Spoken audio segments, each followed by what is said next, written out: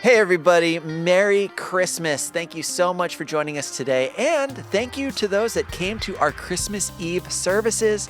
And huge shout out to the hundreds of volunteers across our campuses and online that helped put those services on to make it part of people's Christmas traditions.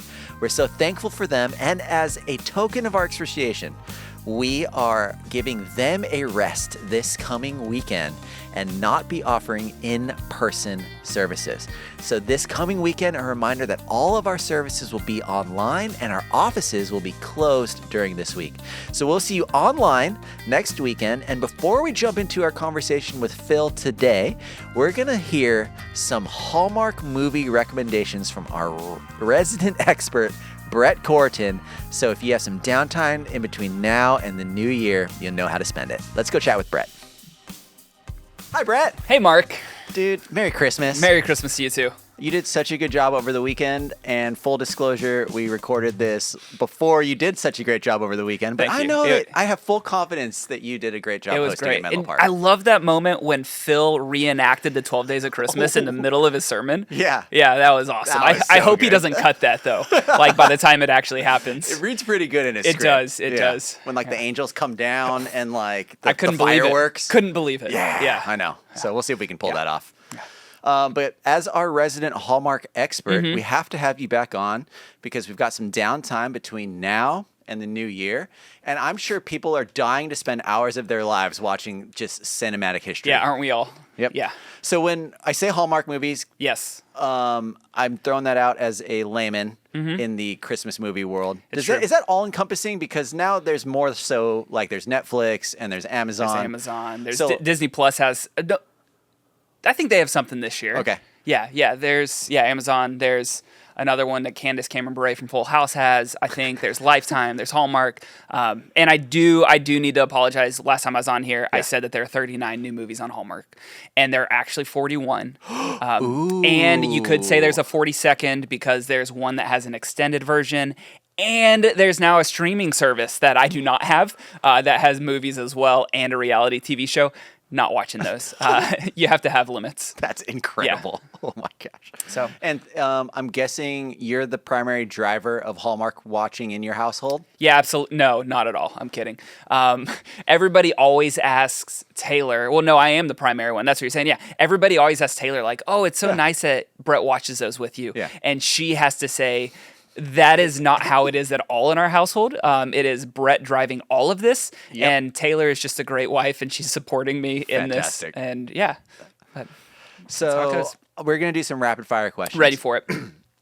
First, I need to give you further credibility. I need you to talk about your rating system Okay. and how you rate Hallmark movies. Yes, I can do that. So, this whole thing started during the pandemic where we were bored one day, just started watching Hallmark movies, and I posted a review on my Instagram, and a lot of people responded and said, oh, this was so great. We watched these all. And it's like, oh, I'll just start doing this. We had a lot of free time. Yeah. And so my rating system, I guess I should clarify it in this. People will always ask too, like, oh, you give something a 5-star. Does that mean it is an awesome movie? I'm like, absolutely not. And I think I might have said that in the podcast last time. Like, the way that I do it is essentially a 1 or 2, never watch it. It is painful. Yes. I wished I wasn't like a completionist because I would turn them off about 10 minutes in. Yeah.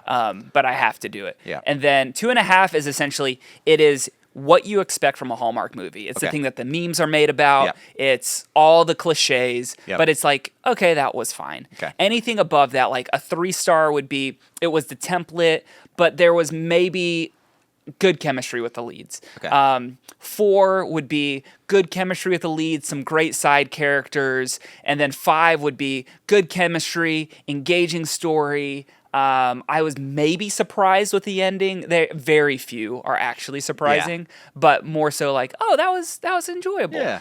But I should also say I've never rewatched one like a year later, so. Like 5-star doesn't mean, oh yeah, you're gonna watch this year after year after year. Right. It doesn't mean it's like one of the classics, but that's how it goes. Okay. So let's go through some recommendations. Let's do it. 4.5 stars or higher. Yeah.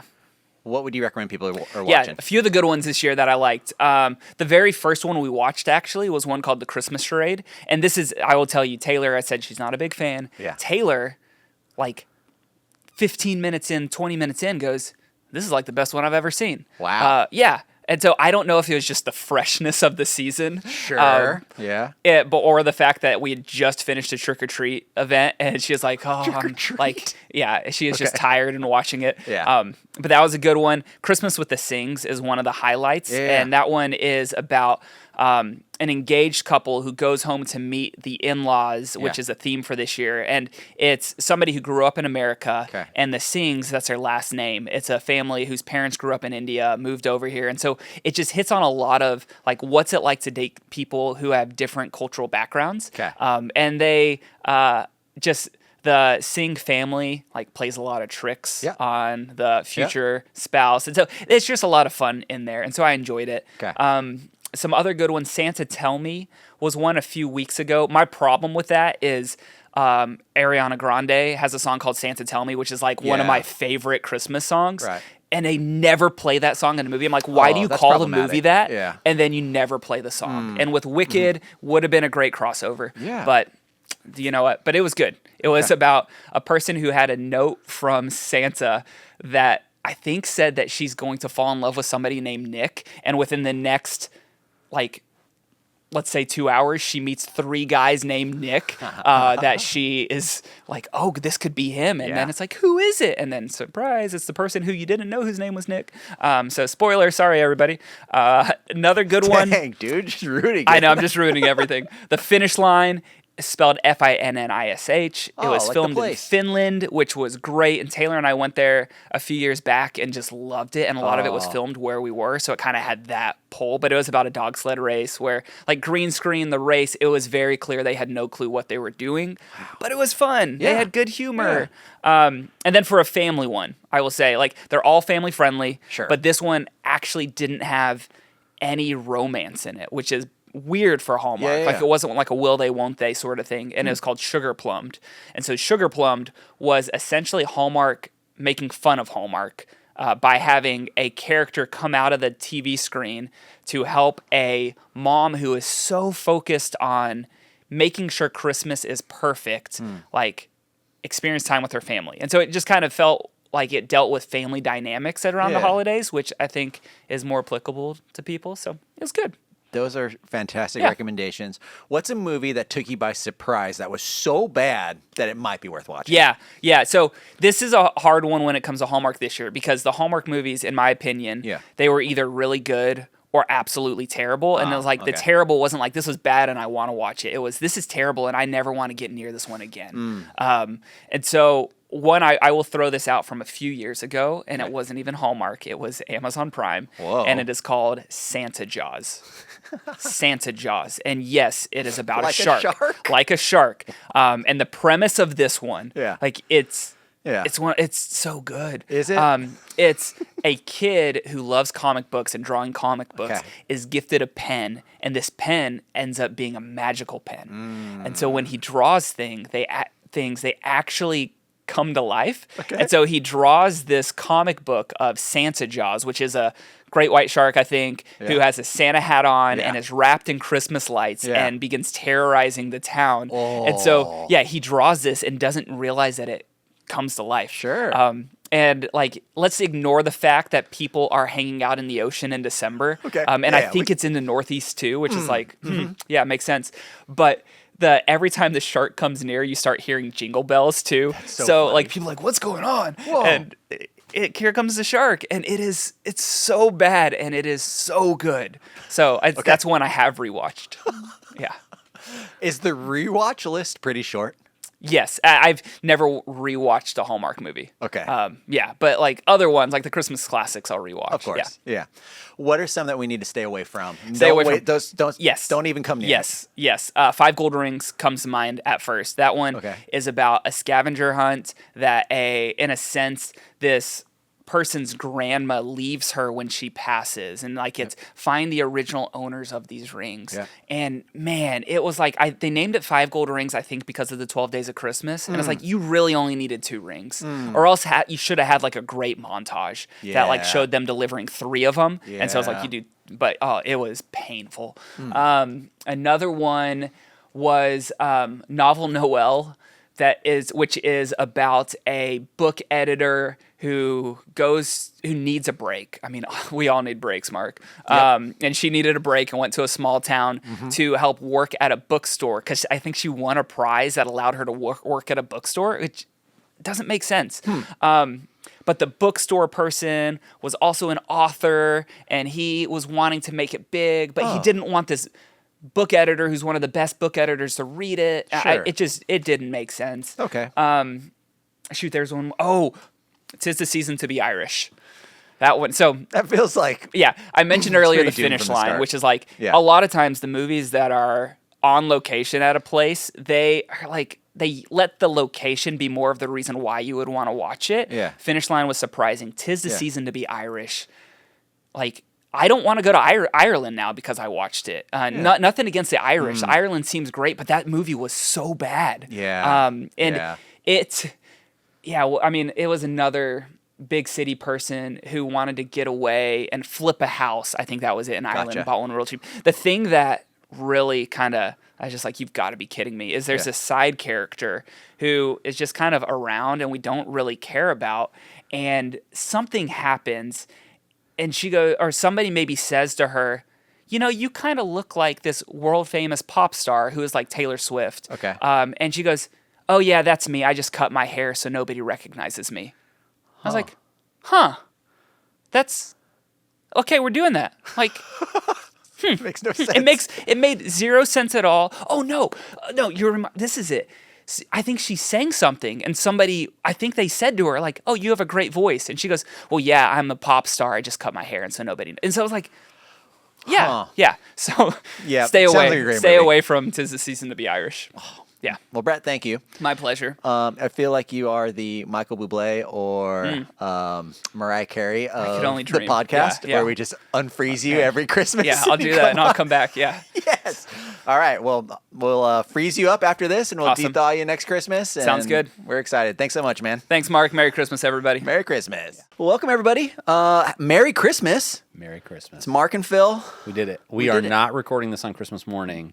Shocker. Just a spoiler alert. Yes. My family is very gracious around this time of the year. I don't think they would be that gracious. Also, I would sound so much more tired.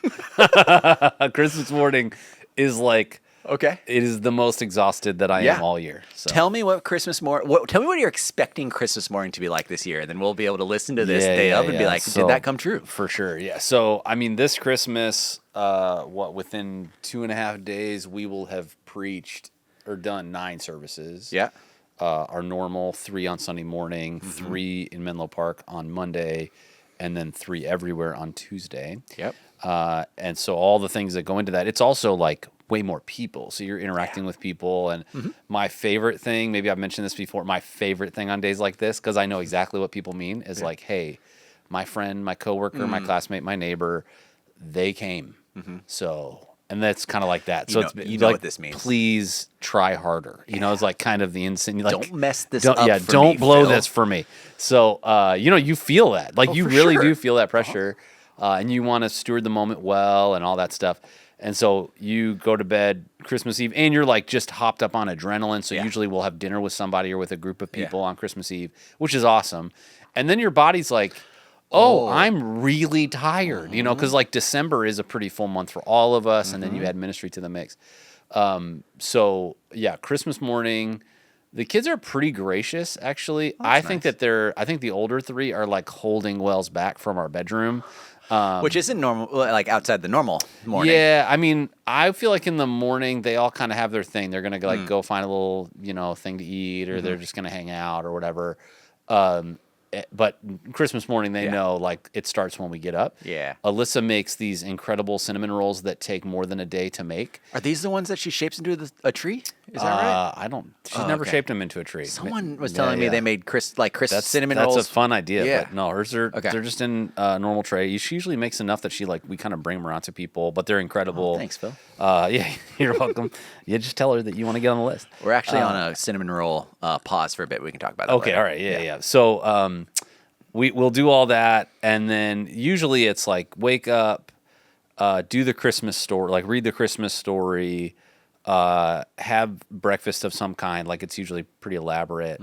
then we'll do gifts, Yeah. then we'll do stockings, which is strange. Yeah, why? I grew up doing stockings first. I think it's because Alyssa doesn't really care about stockings, and I'm the one responsible for buying everything in them. Like she does a bunch I mean, of the Santa is the one that you work with. Totally, yeah. Okay. So that's the sequence of it. It's up for debate. It may change, but that's sort of the order. And then the little kids, every gift they open, if it's a really fun gift, they want to actually just stop and play with it. Right. We do one gift at a time per kid. Like, Nice. we're all kind of experiencing it together, which I did not grow up with. I grew up where it was just like go and then a pack of wild animals. You opened everything as fast as possible. Which is normal. It took 2 minutes, So that is a little bit of the length of the process. So they'll want to just like stop and play. Yeah. And you have to like coach them. Hey, you'll have time. Yeah. And so my like favorite time of maybe the year is like 2 or 3 in the afternoon. I have maniacally cleaned up all the gift wrapping and boxes because I hate that stuff just being out. I'm just chilling on the couch, drinking coffee. Maybe there's football on, whatever. Yeah. The kids are like happily playing with stuff. I don't have anything else to do that day. I don't have anything to do the next day. That's like the sweet spot. You're like you're waiting for that moment. Yeah. So I'm looking forward to it. I hope if you're listening or watching, you get a moment like that today too. My dad was the guy that before presents were open, he'd have the trash bag out and ready next to him. Oh, I'm 100% the same way. Yep. Yeah, 100% the Yep. same way. And the so- kids know. They like hand me absolutely. let's not have our house look like crap. Yeah. Let's go. Yeah. Let's make this nice. So as someone that's going to be buying gifts, hopefully for their future child next year, what's some dad/parent philosophy on gift giving to your kids on Christmas? I mean, I would say you're going to instinctively make the choices of things that you want in your home and how much you have of whatever. Yeah. If you're listening to this and you're going to get the Morinishis a gift next year for their baby or get anyone a gift for their baby, just don't get stuff that makes noise. Just don't get stuff that makes noise because that is not a gift to the parents. That is a nightmare. So that No drum sets? Yeah, or like, the random toy that every time the child looks at it, The little sings cactus a that moves up and song. down? Yeah. Yeah. Like it's cute for the first 10 times, and after you hit 1,000, you're like, I don't. I don't want know this why the in batteries ran out so fast. Yeah. How did it get broken in half? I don't know. It's the dog. We don't have a dog. Weird. There's a neighbor. So, as a parent though, I feel like you kind of go, my kid's into this or they like that. The gift for like newborn babies that was a winner for all of our kids was Sophie the giraffe. So I don't know if it's still. I bet it's Sophie still the giraffe? Sophie the giraffe. Okay. It's basically like a little squeezable. Look at this thing. Yeah, it is. It's like a teether? or something? Yeah, but it squeaks a little bit, but it's pretty chill. We had one that all of our kids use, like it just passed down from one to the other. Cool. So it held up for a long time, and it is just a killer kids toy. So I would encourage that one. Alyssa probably has lots of other really good examples for boys or girls based on our kids, but that was the one that won all time. Yeah. Everybody likes it. And when you have a 1-year-old, I'd say don't break the bank because you got lots of people in your life that are going to do that for your child, and they're not going to remember any of it. And at 1, they're going to be as into the boxes as they are the presents. So Great. Great. I wish somebody had told me that about birthdays early on, because we went nuts for our oldest couple kids' birthdays when they were like 1, 2, and 3, and it was like they don't know any of this. Interesting. Like they don't remember I guess that makes it. sense now that you say it. So figuring out like what is it that we want for their birthday to celebrate them, to have pictures and to commemorate this for the future. So And as kids age, how does your view on presents, limitation of presents? Are you the parents that give everything and like 1,000 gifts? We have a strict gift limit each year, or how do you guys parent that? we don't have a strict gift limit, but we are definitely more conservative in the number of gifts that our kids get. You know, I think I grew up where it was like my family was usually compensating for the rest of the year a little bit. We talked about that. So it was like, hey, let's go, you know, and a lot of times it really was like, a lot of times with my dad, but sometimes with my mom, where it was like the 23rd and he or she would look under the tree and be like, oh, this is not enough. And they would just go nuts. So you'd show up and it was just like, Is Phil hiding presents again? it was just like an absurd stack of presents. And it was definitely, I think, kind of more quantity at times over quality. So we're pretty careful about the gifts that we do get. We want them to be really thoughtful, things that we want in our home that they're going to play with for a long time or be useful. But it's different. We have more of kind of like a budget in our head, and I think some of it is we know the kids. Yeah. So like Leo, if you had $100 budget for him, he'd probably rather you individually wrap 100 items that you got at the dollar store than give him one $100 item. Interesting. Greer's exactly the opposite. Yeah. So I think some of it is just kind of knowing your child. But then Leo also really likes stuffed animals. And I mean, he would bury himself in stuffed animals if we let him. And so we're regularly trying to like purge those. And so that, what do they want? What do they need? All that stuff. And as parents, I think over time you slowly, I remember this. You just get your kids stuff that you were going to have to get them anyway. Like, oh, you got pajamas. Like, look, new underwear. And you just put it in wrapping paper. And I think they like that they get to open something, but then they're like, oh, this isn't that fun at all. So that's just a part of Christmas tradition at our house. So it's pretty similar with mine too. Yeah. Yeah. I think my brother and I both were pretty similar growing up with hobbies and interests and stuff. But then, my mom was along the like she always kind of wanted a list because she at least wanted like a ballpark of like what are we thinking. There was usually a night that we would do after Thanksgiving where we'd write out our Christmas list together, and then we'd share those around and tell each other why and whatnot, and that helped inform the gifts, or that was preemptive limitations on expectations as well. Yeah. That's a good idea, actually, like a family activity thing like that. I like that. And then it was also because if you got Auntie Sherry during the White Elephant exchange for like the cousins, that meant you're going to get whatever you asked for. Really? So my mom wanted to be like, well, you can't have the Nintendo in your wish list for that because Auntie Sherry might actually get that for you when, So it was a little bit of like pulling back that as well. And if you're listening to this and you're like, what's a Nintendo? It's a Switch. From a past generation. Yeah, that had like a permanent cords, like lots of cords. Nothing was wireless. Yeah, but it was awesome. It was awesome. Great buttons. One of the greatest game systems of all time. Absolutely. Yeah. So good. Well, Phil, we got a lot to cover today because Sure we're covering not only last Sunday's message, but also some Christmas Eve stuff. So let's jump into last Sunday's message, our last message in Hope is Born series, Hope for the Magi or Wise Men. Am I saying Magi correctly? Sure. Yeah. Okay. It's good. Cool. I think one of the things that's been fun through this series, as I've heard feedback from people, is they've heard these passages for many, many, many years. Lots of people their whole life. And you don't ask the real life questions because in your head you've been conditioned to think about it as like, this is just the Christmas story or this is a fairy tale. Sure. And so being able to bring grown-up questions to a real life story of, hey, we talked about this with the shepherds. What happened to the sheep? Or with the Magi, like, where do they come from? And, like, what did they believe before this? And so being able to identify, hey, there was a real group of people called the Magi. They likely traveled in groups of people. They were really significant. They were really well respected. They followed generally this Zoroaster monotheistic religion, which was kind of unique because most people were polytheistic. They believed in multiple gods. And so here you have Zoroasterism on one side of monotheism and Judaism on the other side. They were not big fans of each other. And here they see a star emerge, what we think is the night that Jesus was born. And then they follow the star over the course of months, over a lot of miles. Upwards of 1,200 miles.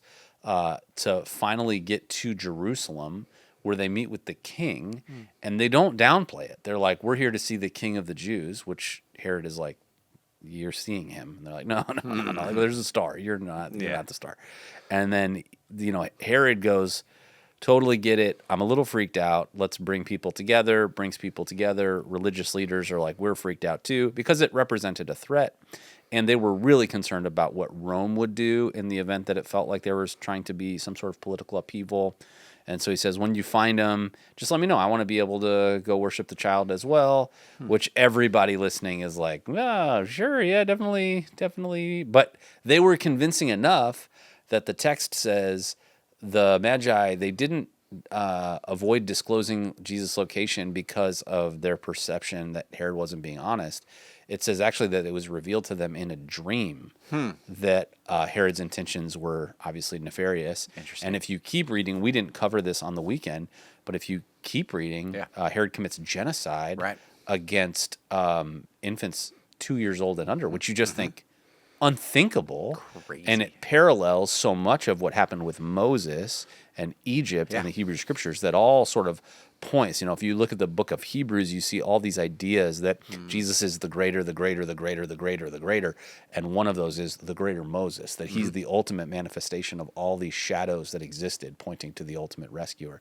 And so, we talked about how for the Magi, they knew that they were built to worship a king, and they knew that Jesus supernaturally was the king they'd always been looking for. And so worshiping Jesus was actually a rejection of their Zoroastrianism. It would have closed doors for the rest of their life, and they did it anyway. And they brought these gifts of supreme value and honor, and so we kind of celebrate them. Now, they weren't there the night that Jesus was born. There likely wasn't 3 of them. There were probably a group of them. We think about 3 because there were 3 gifts. So that's like in our head how it works. But they kind of traveled in packs. So, hopefully it gave people a chance to kind of think through, what does it look like for me to pursue the truth? What does it look like? What is sort of the version of this star in my life right now where I go, God, I'm asking you to show up in this relationship. I'm asking you to show up as I pursue this degree, as I try to climb the ladder at my job. God, I need your supernatural insight. I'm pursuing truth about what it means to walk out faithfully following you. We see one example of that with the Magi, but I don't think God's doing it. They're done doing it today.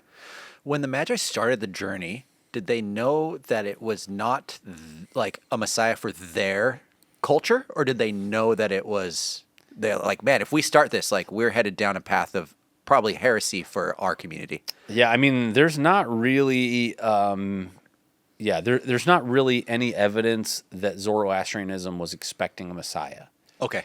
And there was a pretty common set of expectations amongst Judaism that they were. Now, they expected, this is why everybody was scared of Jesus, they expected a Messiah that would be a military leader.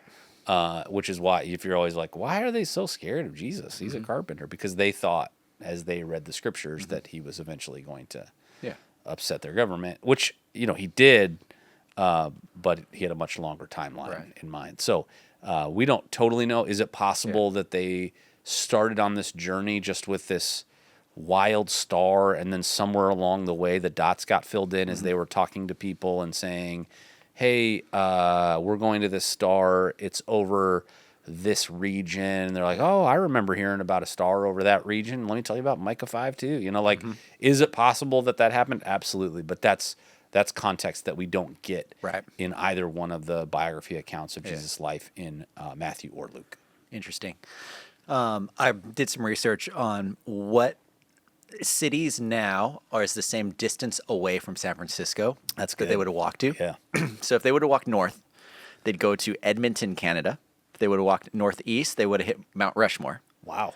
If they would have walked directly east, Amarillo, Texas. Whoa. Or down to Cabo. Oh, Cabo's what you're rooting for. I know, right? Yeah. That's wild. I know. That's a long lot ways. of miles. What equipped them as wise men? And why were they do we know if they were traveling on foot or riding horses, or because that's a journey that takes probably a year, right? Yeah. Maybe more. I don't know. Yeah, I mean, you're talking about something that was months at a minimum. Right.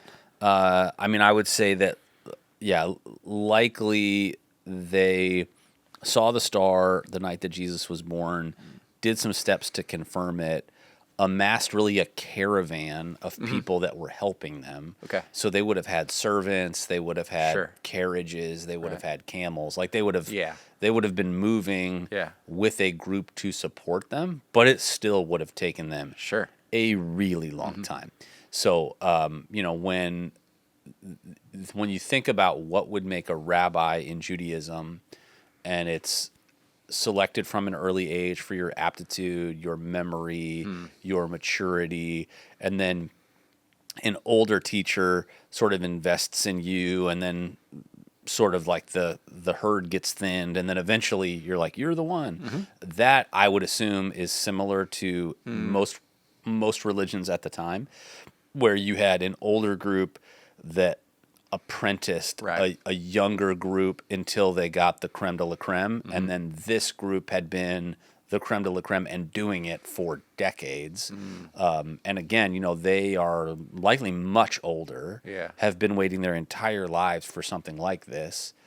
They go worship Jesus, really change the rest of their lives because of it, and probably in their lifetime, even more than the shepherds, never this side of eternity ever saw Jesus perform a miracle or teach a sermon. Wow. Which is crazy. That is crazy. Like, that part feels nuts. They don't get an angelic visitation. They get a star.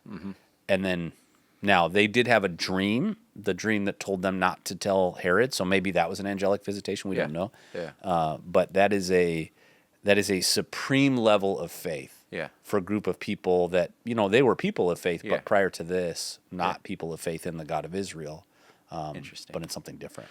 It's also interesting, now that you put it in that context, I didn't really fully think about that before, but we've seen, as we're studying characters in this story, how it has been the outsiders or the neglected. And I always thought, because these are wise, powerful people, that's like, there's a difference there. But they were from a completely different culture at a time where probably these cultures did not mix at all. Totally. Yep. Yeah, absolutely. Yeah, they would have, to the Jewish people, these were Gentiles. Right.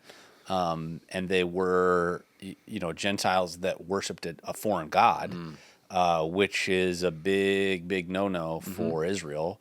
They were within now the Roman Empire, and they were trying to live kind of as separate as they could.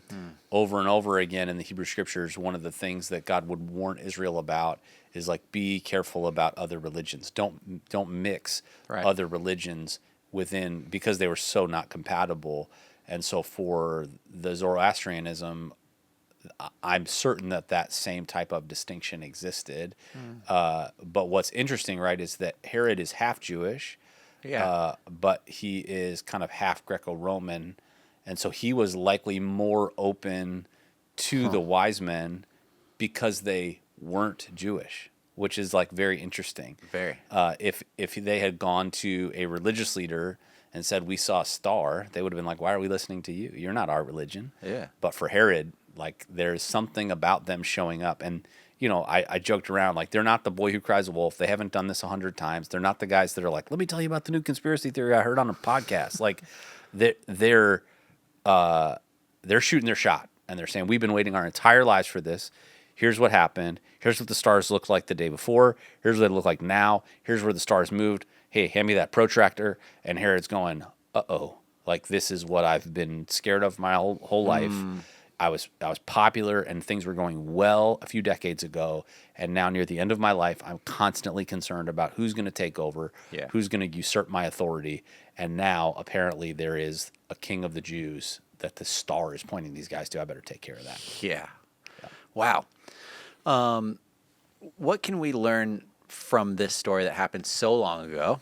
How does that translate to a context? As you said that, it's like, I kind of want to ask, Phil, do you see yourself as more of a wise man that's on the outside, or do you see yourself more as a Herod that is fearful of change and upset of your life? Yeah, I think that if we're honest, we have both those people in us all the time, right? Like, it's, you're like sort of a pie, right? And all of us within that pie have a piece that is sort of defending the status quo of our lives. Maybe not all of it. You go, I want this to be different. I want that to be better. But there's a status quo in our life that we go, I don't really want that, especially the areas that require change in us, right? And like, I don't really want that to be different, And so I think that, just if we're going to be honest, I think that's a part of what we have to be honest about. For sure.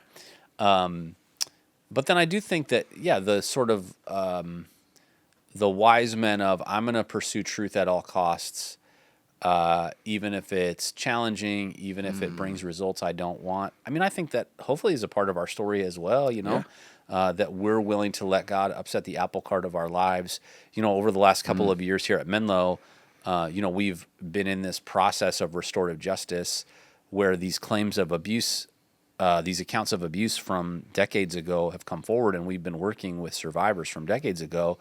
And it was like, well, if this is true, like this is worth us meeting people where they are, learning, offering what we can to try to make amends for 30 years of inaction with these specific people, care for them well, and prevent this from the future. And I think that probably for some of us, there are things either from our past that we're unaware of, or maybe information that we like don't ask that person because we're not sure we want to know. We all kind of have some of those too. And I think that the lesson that we can see in the wise men is they were willing to flip over every table. They were willing to look under things. The truth was worth it. And when they found the truth, it was worth sacrificing their entire worldview. That's what this was. They sacrificed their entire worldview. And I use this line that, dude, I'm telling you, this has been in my head for decades. This scholarly article, and it was a footnote in this scholarly article that just said, in the free marketplace of ideas, truth wins. And to be able to say, I don't have to defend the status quo. I don't have to be afraid of the truth. I can pursue the truth. And I actually can be exposed to other ideas because if I'm pursuing truth, I'll find it. It will actually be there. And what the scriptures say is that when you draw near to God, he draws near to you. Jesus says, I'm the way, the truth, and the life. No one comes to the Father but by me. We have these promises over and over again. We have people around the world who have no exposure to a missionary that God shows up in a dream and shares the gospel with them directly. And it's like, man, they were pursuing the truth, and God was not going to let any barrier hold them back from discovering it. So, I'm grateful for that. But I think the character in the story that I just think like, man, how do I make sure that I'm never this person? I would say are all the people around Herod, the yes men and the yes women that went along with this, that like got scared, that just placated to power, that knew he was insecure. You think about the unthinkable people that when Herod commits this atrocity where he goes to eliminate the threat, think about the number of military forces that had to be willing to be yes men and yes women and implement his order against children. You go, God, never let me be so hidden behind and so abdicate my responsibility that I would commit sin, that I would violate your heart for the world. Hopefully certainly never that extreme, but even in small ways, simply because somebody said something and I didn't want to question it. Yeah. Sheesh. What else before we move on to Christmas Eve? I think this idea of, I think this idea that we are made to worship. We will worship something.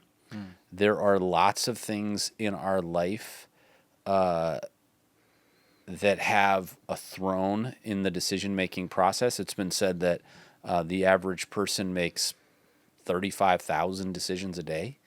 And so you think about, even if you were to remove a couple zeros of that and you go, what if I was just thinking about 350 of those decisions? Well, what is the worldview? Like, who is sitting on the throne of your life making those decisions? And I'm sure that God is sitting on a lot of the thrones of those decisions for a lot of people listening. But what are the areas where God's not the one sitting on the throne? Maybe it's at work. Maybe it's in the relationship with your spouse when you feel most comfortable but tired. Maybe it's when you're frustrated with your kids. Maybe it's when that classmate doesn't do what they said they do. Maybe it's when that teammate doesn't, do the thing that you needed them to do in order for you to be able to do what you were doing. I think being able to retrospectively go, okay, what is the God on that throne of my life that's informing that decision? And is it actually God, or is it something or someone else? Have I made my convenience God? Have I made my comfort God? Have I made expedience God? All those things are really bad counterfeits for God. Wow. That's great. Thanks, Phil. Sure. And Christmas Eve. Christmas Eve, man. 6 services. Yep. All different. You spoke 6 different unique messages at each one. That's right. And people are like, what? I did not. No. But hopefully, because we are recording this ahead of time, Services all went well. People were able to invite friends and neighbors and family members that haven't been to church in a while. And I mean, it's fun because we've been doing some rehearsals this week. We haven't done the finished product yet, but I'm just excited to see the extent at which we are trying to make this Christmas so like nostalgic, yet also deep and rich and meaningful. And how we're balancing those two feels pretty unique to this year. Yeah, I mean, I think you're always trying to meet people where they are, especially people who come to Christmas Eve for specific things. So, spoiler alert, we know that a whole bunch of you, the thing that makes Christmas Eve thumbs up or thumbs down is, did we light a candle and sing Silent Night at the end of the service? So, I've heard that there was a year here at Menlo in the not too distant past where we didn't do that, and it was not good. Like, people were very upset. So we know. But I also know that if I just preach the same sermon every Christmas Eve and we do all the same music and we do it the exact same way, well, the people that only come on Christmas Eve, if that service design was going to reach them, it would have reached them a long time ago. And so it's this tension of how do you meet people where they are and give them enough of the expectation that they walked in with that you create some safety and trust, but then also leverage that as an opportunity to really lean in, and especially at Christmas time, talk to the skeptics and the prodigals to say, God is for you. He loves you. The path back is still available, and here's what it is. And so this year, we took John 1, which was quite different than the rest of the series. Like the rest of the series has been the very literal, here's the historic events. John 1, John's talking to who he assumes is mostly unchurched, non-Christian people, which was helpful in our context. And he's talking about Jesus as the supernatural agent of the world. So it's like you zoomed way out from the world and you're looking above the events, and you're looking at it with a eternal timeline. And so hopefully for people, it gave them the same story. And, we were careful to read the story. And if you've been around, you've heard different parts of it. But hopefully it gave people a chance to go, this is what I hope people walk away with. Even if you're not a follower of Jesus and you walk away and you're not a follower of Jesus, you go, I don't have to be stupid to be a Christian. I don't have to be stupid to be a Christian, because I think that is such a big barrier for people in our community. They're going, you know what? I know some Christians in my life, and some of them that are like really serious about their faith, they're the kindest people I know. They extend mercy and grace. They're generous. I'm so thankful. But under the surface, I'm wondering, somewhere along the way, have they had to suspend disbelief? Have they had to turn off their brain in order for this to work? And I hope that really by breaking down how God used the perfect moment in human history to bring about the salvation of the world through Jesus, it just scratched that itch for people to say that it's worth more investigation. It's worth digging in. Yeah, for sure.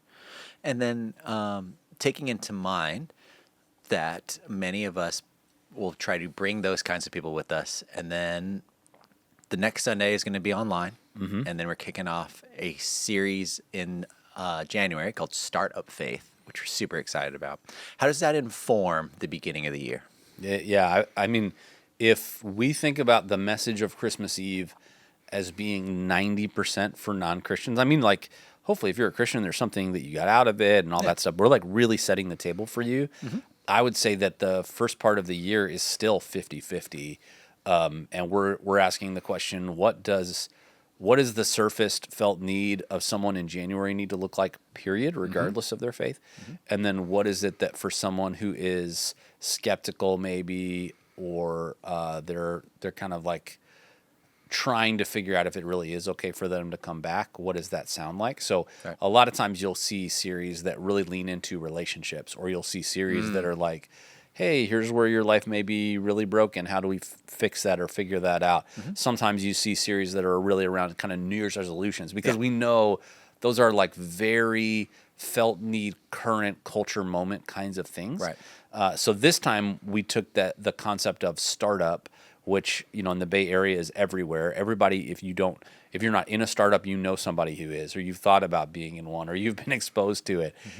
And so taking the principles of a startup in our culture that say, hey, we're trying to solve a problem that nobody's solving yet. we're willing to look at this a different way, taking the principles of a startup and saying, can I bring those principles to either starting or restarting my faith with God? And I would say, yes, you can. Like some of the very same things that are just in life and culture that we would go, this is how I would approach something new in a thoughtful way.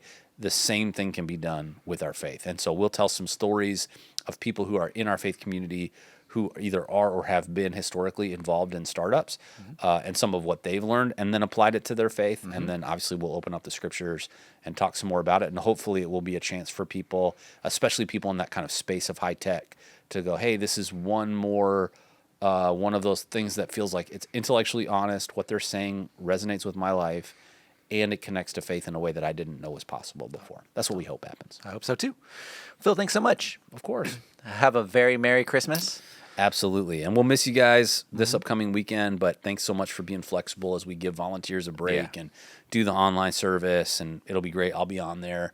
I'm sure you'll be on there. So would love to see you all there. And then, that second weekend of the year, or first, I don't know, what is that? What is that date? It will be the first, that's January 5th. So the first Sunday in First January. Sunday in January January. 5th, we'll be back, and we'll be thrilled to be able to see you all at campuses. And we really do see an uptick in attendance of people that stick with us from Christmas. And so if you bring somebody at Christmas, invite them back on the 5th with you, and make sure they know, like, you're allowed to come all through the year. We'd love to have you. We still do it. And we keep doing it. Yeah. It's great. Awesome. Thanks, Phil. Of course. Merry Christmas, everyone. If you need any prayer encouragement this week, please reach out. Text us, 650-600-0402.